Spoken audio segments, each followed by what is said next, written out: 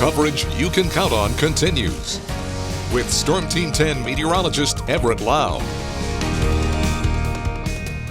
Winter is certainly on its way here, officially coming in here on Wednesday. And the pond in Deming Park actually partially froze this morning. It looks like the geese were able to walk on the water. Not too advised for the people to walk on the water, but temperatures this morning did dip down into the middle teens, so not surprising that it had some ice out there on some ponds. And as we go over the course of the week, all the attention is turning to a potential winter storm that's going to impact some parts of the Midwest, and it could impact us here in the Wabash Valley.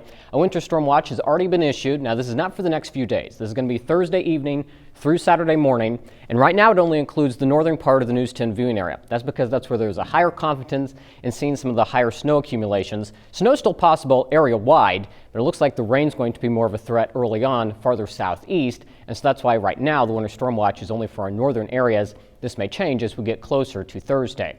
So here's going to be the troublemaker. We're going to have an area of low pressure down to our southwest. And what we're trying to pin down is where exactly the track of this system is going to go. There's still a couple different scenarios, but from this time last night, it does look like it's shifting farther to the northwest. So if that were to hold out, that would take the heaviest snow northwest of the Wabash Valley, because wherever it ends up going, that's where you can expect the heaviest snow.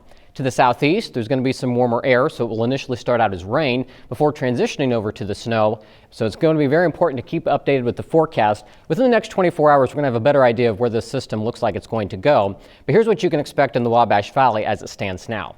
First, we're going to be dealing with some rain. Temperatures on Thursday are going to climb into the upper 30s, so any of that is going to be falling as rain. This is Thursday morning at 6. And I think a good chunk of the day on Thursday, it's going to rain if the track holds together. So here's Thursday at noon, still seeing rain, but you notice up to the northwest, they've already transitioned to the snow.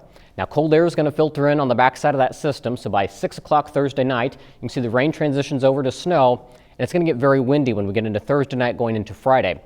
So any snow that is going to be falling is going to really be blowing around. Drifting will be a concern because with temperatures going to get so low, it's going to be a light powdery snow. So here's Friday morning at midnight, still seeing snow across a good chunk of the two-state region. And we can see snow showers linger into the day on Friday. It's going to be very cold on Friday. That's going to be the second wave of this system. We're going to have a blast of some Arctic air. Look at the temperature trend by the time we finish up the week. From 39 on Thursday, that's a high of 8 degrees on Friday. Only 9 on Christmas Eve, and even Christmas Day is only at 13. And since it's going to be so windy, wind chills could easily be 15 to 25 degrees below zero. So here are a couple things. Just keep in mind as we get closer, Christmas travel impacts are expected across the Midwest.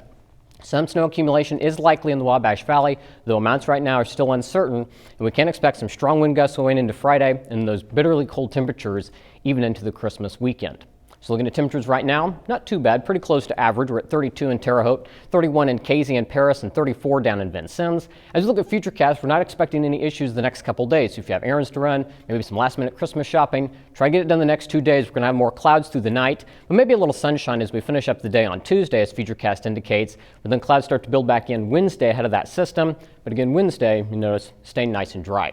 So looking at the forecast for tonight, down to 26, not as cold as last night. We'll have a mostly cloudy sky. And then clouds on Tuesday morning, becoming sunny by the afternoon, a little bit warmer with highs topping out in the upper 30s. And then tomorrow night, a cold night will drop down to 24 degrees under a partly cloudy sky. And as we look at the 7-day forecast, again, that rain starts on Thursday, transitions over to snow. Overnight lows dropping down below zero. Again, those wind chills well below zero, and it stays cold even through Christmas.